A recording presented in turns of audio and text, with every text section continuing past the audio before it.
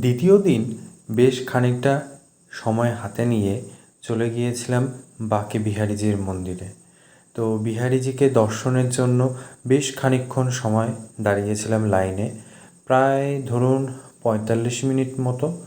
তো তারপর ধীরে ধীরে লাইন এগোতে শুরু করে এবং গর্ভগৃহে প্রবেশ করি এবং সেখানে গিয়ে যখন দেখি পুরো আবহটা যেমন, মানে কি বলবো, চোখ যেন আমার একদম ছানা বড়া হয়ে গেছিলো। এত সুন্দর ভিতরটা, পুরোটাই ফুল দিয়ে সাজানো, পুরো মন্দিরটাই ফুল দিয়ে সাজানো।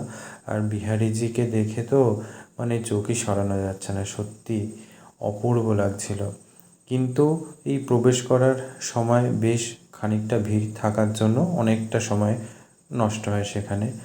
যে একজন দাদা আমাকে বলেছিলেন, মানে ওই দিককারই, তো সেই দাদাটা বলেছিল যে যেদিনকেই যাবে সেদিনকে অনেকটা সময় হাতে নিয়ে যেন তোমরা মন্দিরে দর্শনের জন্য যেও, কারণ সেখানে অনেক সময় লাগে। সেই জন্য আমিও বেশ খানিকটা সময় হাতে নিয়ে দ্বিতীয় দিনকেই বেরিয়ে পড়েছিলাম বিহারীজির দর্শনের জন্য।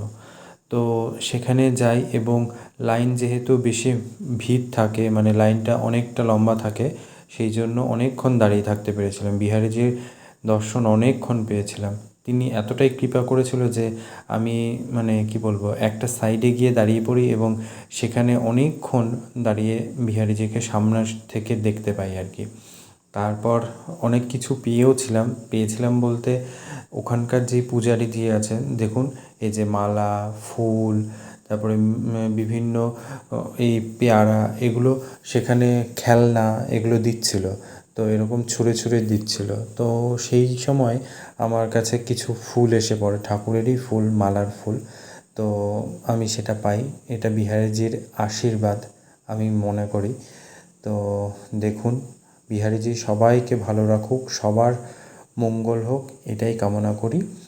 আর আগামী দিনেও যেন তার দর্শন লাভ করতে পারি, আগামী দিনেও যেন বৃন্দাবনে আসতে পারি। সত্যি এইটুকুনি এক ঝলক দেখাতেই মনে হয়েছিল যে এত কষ্ট করে আসাটা সত্যিই সার্থক হয়েছে।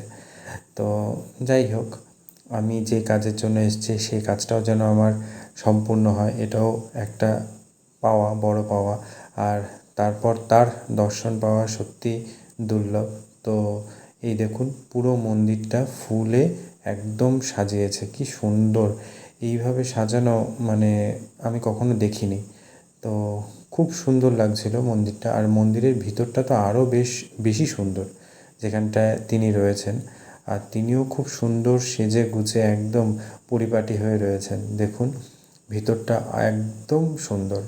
তো সেখানে অনেক পূজারীজি ছিলেন যারা পুজো নিচ্ছিলেন, এই সামনেই হাত বাড়িয়ে যে পুজো নিচ্ছিল এবং পুজোর প্রসাদও দিচ্ছিল।